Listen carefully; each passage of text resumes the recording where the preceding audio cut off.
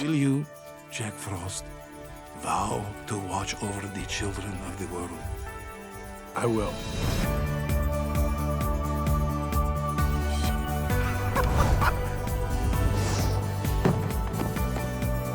The Guardians is a concept that I started working on about 20 years ago, and my kids were the catalyst in a way.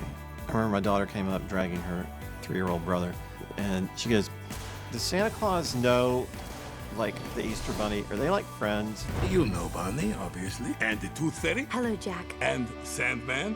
Sandy. Wake up!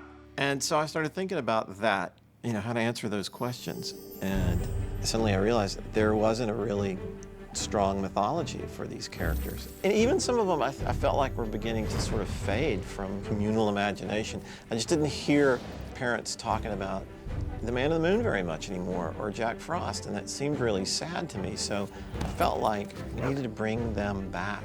We don't want Jack Frost nipping at your nose. Who's Jack Frost? No one, honey. It's just an expression. Hey!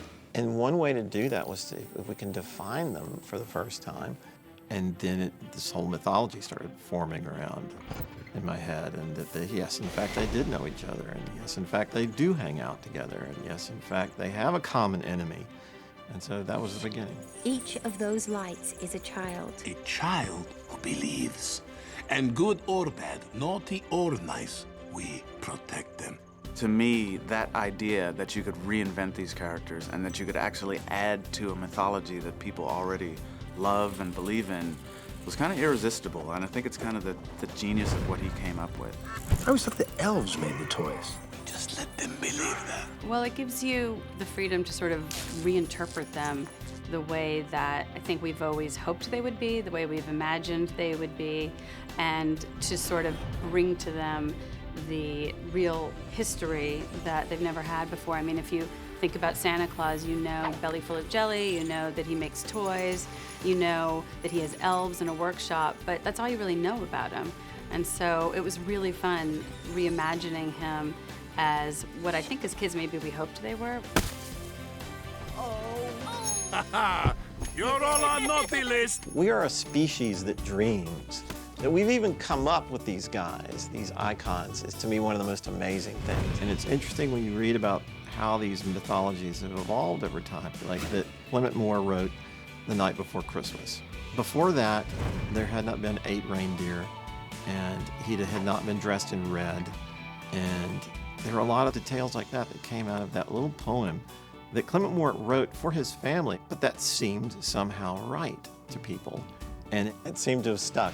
And so there is a sort of organic process to filling in these guys' mythologies that basically what we did was we tried to think what felt right. What we wanted to have happen when people see these characters for the first time in the movie is for them to go, oh, I didn't know he was that way, but that is perfect. And what we were trying to do was give them the secret version they'd all been hoping for. Good. That was my idea. I am a traditionalist, and in many ways, I think that these characters are somewhat traditional for our world. If you go to what is at their core, wonder and hope and dreams and holding the memories, who's to say they're not traditional? As long as one child believes, we will be here to fight fear. There's so much to tell about these guys. I knew that I wanted it to be across a sort of vast canvas, that I wanted to do picture books that would explain the origins of each character, and a series of novels that would talk about their coming together in the beginning. And then I always thought that the movie would take off from that foundation, and DreamWorks said, we agree. Work on the movie, work on the books, let the two feed each other. So basically the movie picks up about 300 years after the resolution of the series of books. I say we pull out all the stops and we get those little lights flickering again. For me, it's been a very, very exciting collaboration where things just really clicked. Things from the movie made it into the books, and you know, a lot of the stuff from the books made it kind of into the backstory, into the look of the movie. If you look at the Bill Joyce artwork, there's tons and tons and tons of patterning and intricate detail in there. And so how do we build that? How do we create that in the computer and build sets out of that? I just basically told everybody, look, think in those terms for each one of these guys, become those characters. Let's do method production design and character design. Basically, Each member of the team, the design team, thought, what would be cool? What would make my job easy? And it was just so much fun to see the stuff that they come up with. What's the closest on what you envisioned it? These two guys. Yeah? Yeah.